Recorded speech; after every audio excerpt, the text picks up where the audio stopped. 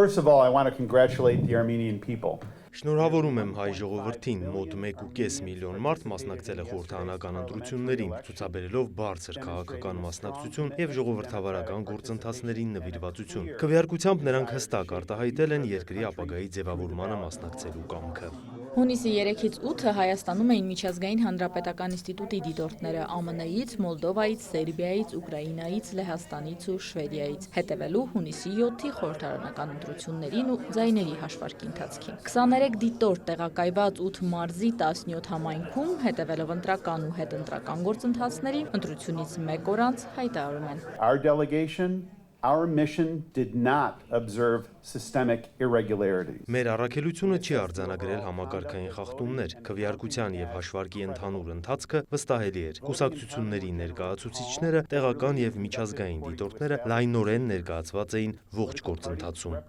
Նախընտրական միջավայրի թեմատիկ վերլուծությունը սկսվել էր ապրիլի 15-ից երկարաժամկետ վերլուծաբանների տեղակայմամբ։ The election took place in an environment shaped. Ընտրությունները տեղի են ունեցել աճող բևեռացման միջավայրում, ինչը առանձնապես զարմանալի չէ, ինչպես նաև անվտանգության մտահոգություններով եւ Հայաստանի աշխարհաքաղաքական կողմնորոշման վերաբերյալ քննարկումներով։ Բացի գնահատականներից նաև առաջարկություններ են ներկայացնում 11-ը։ We recommend that authorities Առաջարկում ենք խստացնել պատժամիջոցները արժույթի չհայտարարագրման կամ կեղծ հայտարարագրման համար, բարելավել կասկածելի միջսահմանային փոխանցումների նկատմամբ վերահսկողությունը, բացառելու համար արտաքին կապերով միջոցների մուտքը քարոզարշավի ֆինանսավորման կամ ձայների գնման սխեմաների մեջ։ Առաջարկում են նաև, որ իրավասու մարմինները պահանջեն քաղաքական կուսակցությունների ծախսերի եռամսյակային հրապարակումներ եւ ուժեղացնեն վերահսկողությունը նախընտրական ծախսերի, ներդրումների, երրորդ կողմերի ու կապակցված աջակցության, առցանց քարոզչության ու արտաքին կամ միջսահմանային ֆինանսավորման վրա։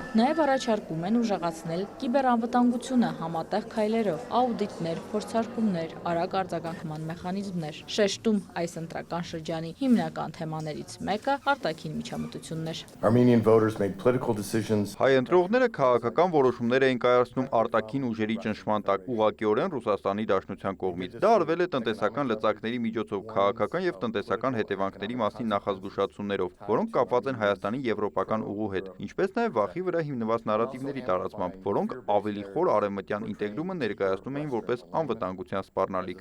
Այս օրերին առաքելությունը արձանագրել է Ռուսաստանի Դաշնության եւ ռուսական կապերով դերակատարների կողմից ընտրական միջավայրի վրա ազդեցություն գործադրելու փորձեր։ ԻՐԻ-ի Եվրոպայի ու Եվրասիական հարցերով ավագ տնօրեն Սթիվ Նիքսը օրինակներ է ներկայացնում։ This included Սա ներառում էր կեղծ եւ մոլորեցնող տեղեկություններ, որոնք շահարկում էին հասարակական մտահոգությունները պատերազմի, զիջումների եւ խաղաղության գործընթացի վերաբերյալ, ինչպես նաեւ պաշտոնական հայտարարություններ, որոնք վարկաբեկում էին Հայաստանի ընտրական գործընթացները։ Ռուսական կապերով բովանդակությունը ներկայացնում էր Եվրամիության եւ Միացյալ Նահանգների հետ ավելի սերտ կապերը որպես պատերազմի, ապակայունացման եւ տնտեսական փլուզման ճանապարհ։ Այս նարատիվները տարածվել են ոչ իսկական սոցիալական մեդիա ալիքներով, բոտերով, արհեստական կամ մանիպուլացված բովանդակությամբ, ֆիշինգային փորձերով եւ ԿԸՀ կայքին ուղղված կիբերհարձակումներով։